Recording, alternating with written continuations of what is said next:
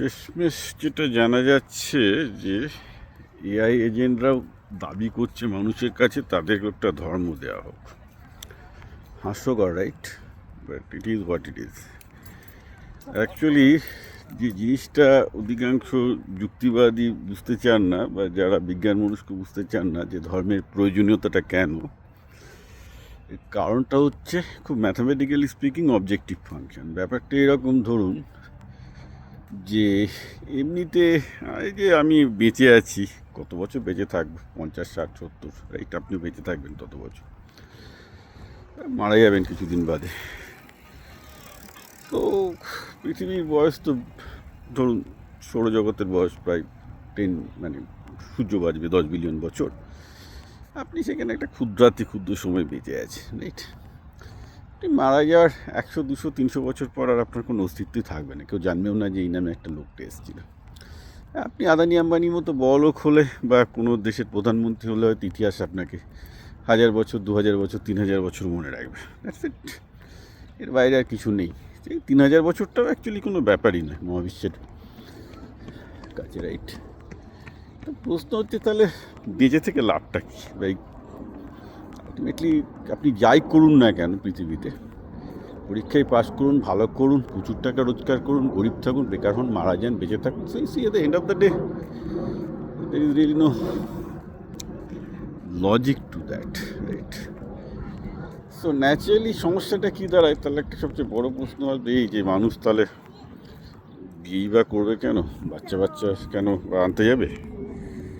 আর আমরা যা করছি সেটা আপনি যাই বলুন না কেন, সেটা রাজনীতি বলুন, ধর্ম বলুন, এগুলো করতে যাবেই বা কেন? This is the biggest problem we have.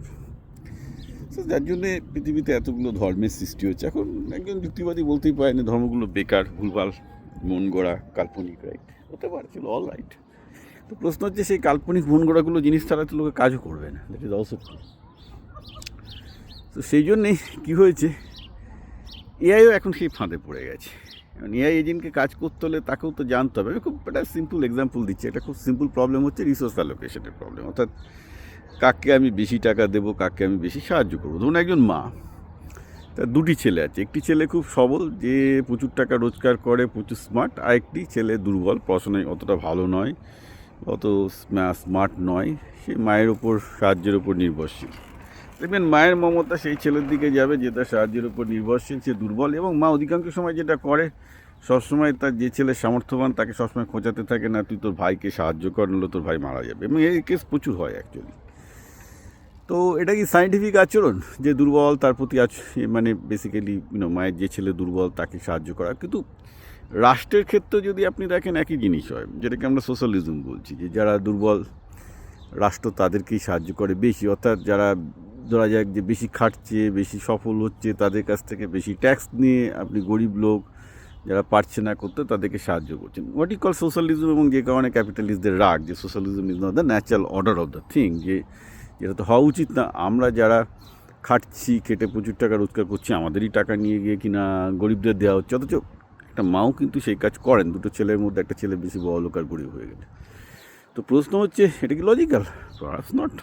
এটা কি সায়েন্টিফিক? নট। কিন্তু that's of the human beings.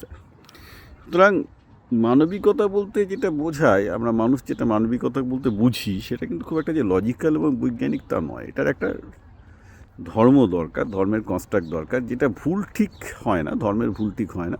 Fact হচ্ছে ওটা ছাড়া সোসাইটি ফাংশন করতে পারবে না, right? So this is a very innate thing. তো তার জন্য কী হয় যে এআই এজেন্টরাও, ধরুন আপনি এআই এজেন্টকে বললেন এটা করো ওটা করো, এআই এজেন্ট কিন্তু পারবে না। কারণ অনেক ক্ষেত্রে এআই এজেন্টের ওইটা জানা দরকার যে আপনার প্রেফারেন্সটা কী, এইটা না ওটা, আপনার প্রেফারেন্স ক্যাপিটালিজম না সোশ্যালিজম, আপনার প্রেফারেন্স এইটা না ওইটা। তো যার জন্যে কী হয়, এবার হয়তো আপনি প্রতিটা ক্ষেত্রে প্রম্পট দিতে পারবেন না ওইভাবে গুছিয়ে বলতে যে না এটা আমার প্রেফারেন্স, এটা এই প্রেফারেন্স।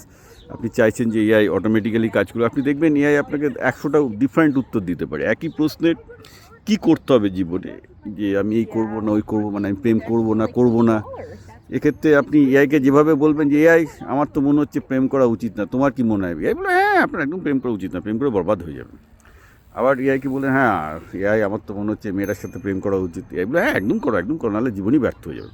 এআই আপনাকে দুটো দিকেই সাহায্য করবে, right? So ultimately cannot take any objective decision. তারপর এখন যেটা হচ্ছে, এখন এআইকে দিয়ে আপনি অনেক কিছু কাজ করাতে চাইছেন, অটোমেশন করতে চাইছেন, এআই দেখছে আরে যেগুলো সায়েন্টিফিক ডেটা ড্রিভেন ইনসাইট, এআইকে যদি আপনি একটা কারণ জিজ্ঞাসা করেন যে এই জিনিসটার কারণটা কি, সেটা একটা অবজেক্টিভ বার করা যায়। কিন্তু এআইকে যদি আপনি বলেন যে না এআই তুমি আমাকে বলো তো যে বেসিক্যালি আমার কী করতে হবে, তখন তো এআই পুরো ঘেটে যাবে। কারণ বলো আরে এই লোকটা ক্যাপিটালিস্ট না সোশ্যালিস্ট, এই লোকটা হিন্দু না মুসলমান না খ্রিস্টান না নাস্তিক না এই না হেডোনিস্ট, এইসবের উপর ডিপেন্ড করবে উত্তরটা। সে উত্তর দিতে পারছে না, সেই জন্য এআই বলছে যে ভাই আগে তোমার ধর্ম, যে কোনো ক্ষেত্রে তুমি এজেন্টকে তোমার ধর্মটা বলে দাও যে আমি পার্সপেক্টিভ হচ্ছে আমার লাইফ পার্সপেক্টিভ হচ্ছে এই, তারপর আমি তোমার হয়ে কিছুটা কাজ করতে পারবো, because then I understand a little bit.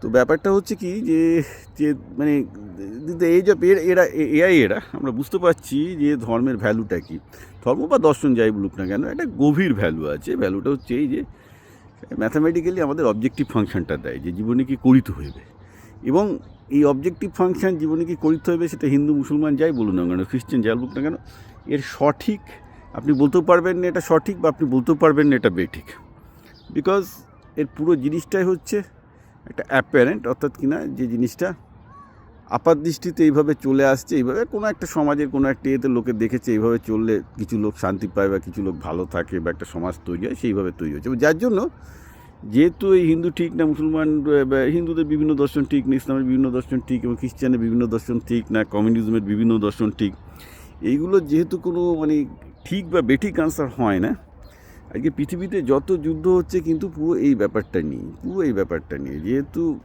এইগুলোর মধ্যে কিন্তু কোনো মানে ঠিক বা বেঠিক চলে না, কেউ অবজেক্টিভলি প্রমাণ করতে পারবে না এটা ঠিক বা এটা বেঠিক, ফলে পৃথিবীতে যুদ্ধ চলতেই থাকবে।